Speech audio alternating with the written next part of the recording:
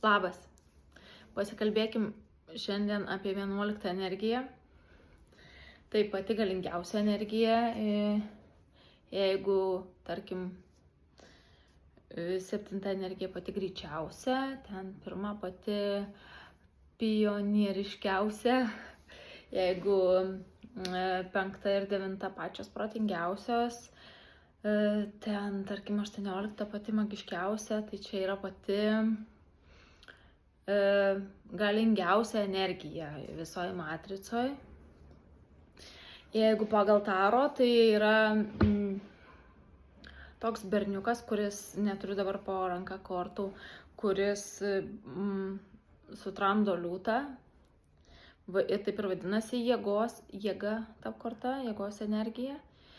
Ir šita energija apie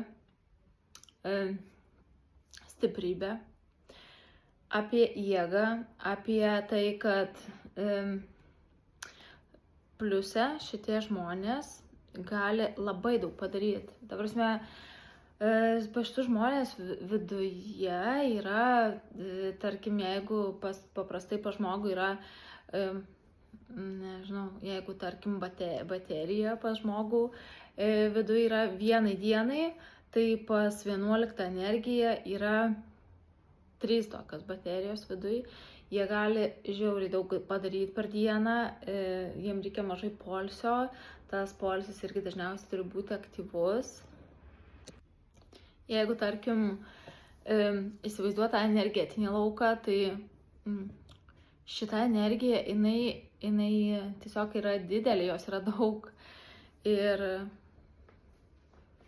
jeigu, tarkim, 11 energija ir 11 energiją turintis žmogus ir yra, tarkim, kokio smulkaus kūno sudėjimo, bet paprastai mėgsta šitą energiją, kad būtų daug erdvės. Tai, tarkim, didelius automobilius, didelius ekranus, kur viskas išplėsta, kur yra didelis tas plotas. Kažkoks labai mažas butukas netiks, nes tiesiog netelpo ta energija viduje.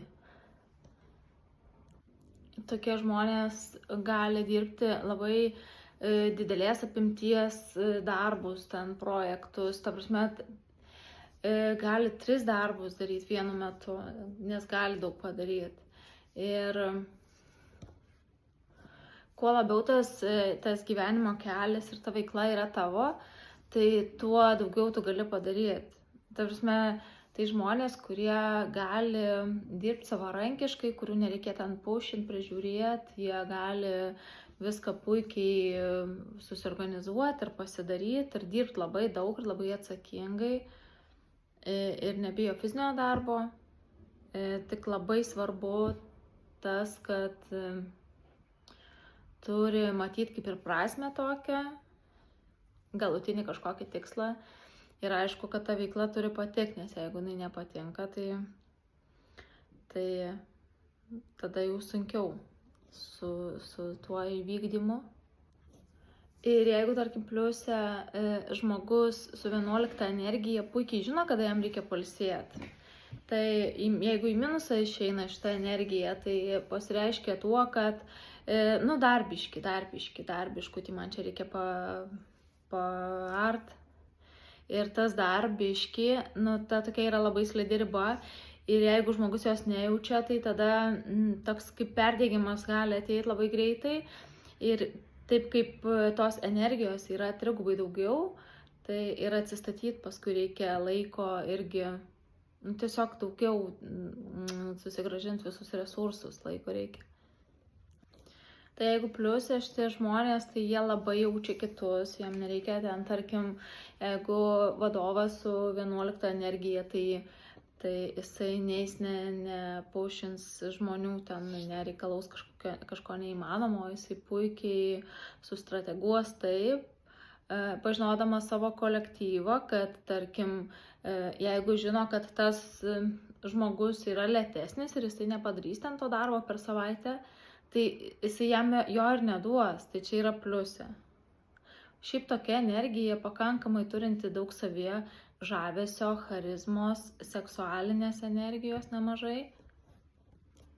Jeigu pliusė, tai žmonės labai atviri, tokie žavingi, tokie žavingai atviri. ir mėgsta patys būti atviri ir mėgsta, kai su jais elgiamasi nuoširdžiai ir atvirai. Jeigu dar apie minusinę pusę kalbant, tai yra labai gali prisikaupti labai daug vidinės agresijos, nes žmogus gali padaryti labai daug. Jisai turi energijos tam padarimui, jisai gali padaryti, bet reikia suprasti, kad nėra kiti žmonės, tarkim, jeigu tu turi 11 energiją ir tau atrodo, kad tu gali ten, nežinau, visą dieną tvarkytis, išeiti vakar į parką, ten, žodžiu, daug reikalų susitvarkyti ir dar paskui nueiti į salę pasportuoti, tai negali kiti žmonės tiek padaryti. Tiesiog tą reikia suprasti, nes jeigu tu turi 11 energiją ir jeigu tu galvoji, kad vienas pachalinė niekas tau nepadeda, tai ir kyla tada iš to ta tokia vidinė agresija, arba pasyvi, arba aktyvi, priklauso gal nuo charakterio. Tai tiesiog, dar viena iš tokių minusinių apraiškų gali būti, kad, tarkim, suveikia tavo principai ir tu sakai, gerai, niekas čia nedaro, aš irgi nedarysiu. O visi gulė ir aš einu pagulėsiu. Nepagulėsi tu su ta 11 energija, nes ne tavo čia yra, ten ta sofkė tikrai ne tavo. Tai tada dar labiau tave nervas ims, nes tu tiesiog pas tave tiek daug energijos, kad tu negali nei sėdėti, nei gulėti, tau reikia daryti. Tai tiesiog su tais principais kažkokiais ir su tuo nesupratimu ir su lūkesčiais aplinkai, kad kiti tiek pat turi daryti, kiek tu, nes tu gali ir nori, o gal kitas nelabai nori ir gali, tai susikuri savo kančią. Ir ta tavo vidinė kančia augina tokią agresiją, kuri gali pasireikšti tuo, kad tu norėsi kažkaip morališkai tą žmogų, kuris nelabai klauso tavęs, kažkaip morališkai palaužyti. Jeigu pas vyrą šitą energiją, tai parėjo mano svečių, pamečiau mintį. Bet esmė turbūt aiški. Tai va tą reikia svarbu atsiminti. Reikia. Grįžo mano trikdžiai. Tai va esmė šitos energijos yra ta, kad tu gali ir nori daug daryti, tai ir daryk, ir nesilaikyk principų, ir neik ant sofkės iš tų principų, ir nekaltink aplinkui visų, kad jie tau nepadeda arba kažko daug nepadaro, nes tikrai, pavyzdžiui, žmogus su 10 energija, jisai gali gulėti ant sofos ir jisai guli ne dėl to, kad jisai tingi, o dėl to, kad 10 energijai reikia pagauti tą tokį, gali žiūrėti, pavyzdžiui, 2 valandas atsigulęs, aš, pavyzdžiui, atsigulus į lubas ir tada ateina, kada atsipalaiduoja visiškai, ateina tokia aukso verta mintis ir tada paskui tą mintį ateina toksai žiauriai galingas impulsas kažką daryti ir tada keliesi ir darai, o su 11 energija viskas truputį kitaip, nes čia tos tokios fizinės reikia veiklos nuolat. Tai ypatingai svarbu sportas, Tai, kaip sakiau, tos seksualinės energijos labai daug, tai, tai gal kažkam irgi sportas. Tai vat, kuo daugiau ir kuo aktyviau. Dar vienas toks svarbus aspektas 11 energijos tai yra tai, kad tokia labai sunki separacija būna tarp tėvų ir vaikų. Tai labai sunkiai atsiskiria tėvai nuo savo vaikų, jie nuolat kažkaip galvoja, kad jie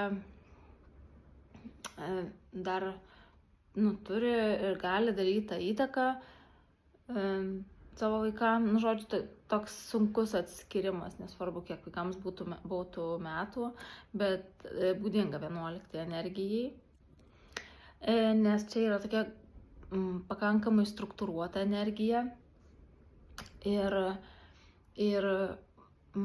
pats žmogus, turėdamas šitą 11 energiją, jam yra sunku labai gyventi čia ir dabar, tą momente, džiaugtis, kažkaip jausti dėkingumą, jam vis kažko atrodo, kad trūksta, nuolat trūksta, vat kai pasieksiu tą, ten būsiu laimingas, arba kai turėsiu tą, tai irgi būsiu laimingas. Nebūsi. Jeigu tu šiandien nelaimingas, tai niekas nepasikeis, tiesiog nusineši save į ateitį.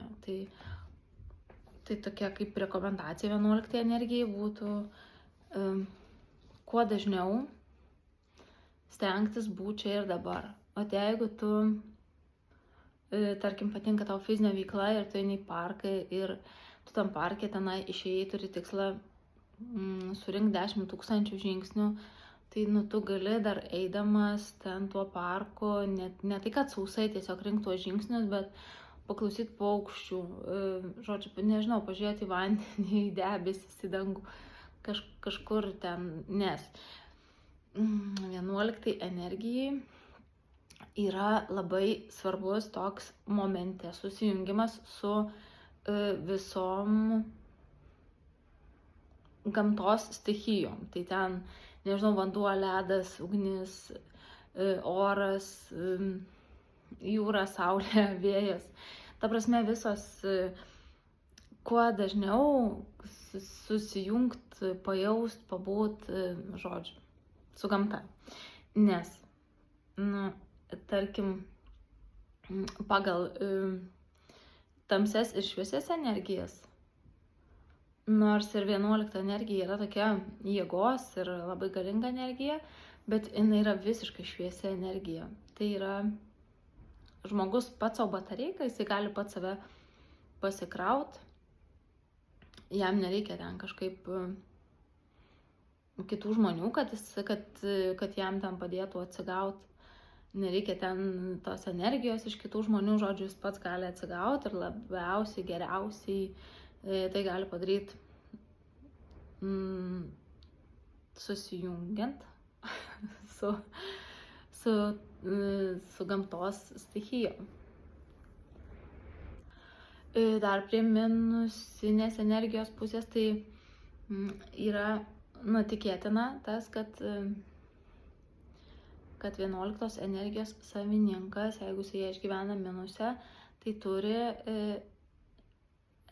viršsvorio, nes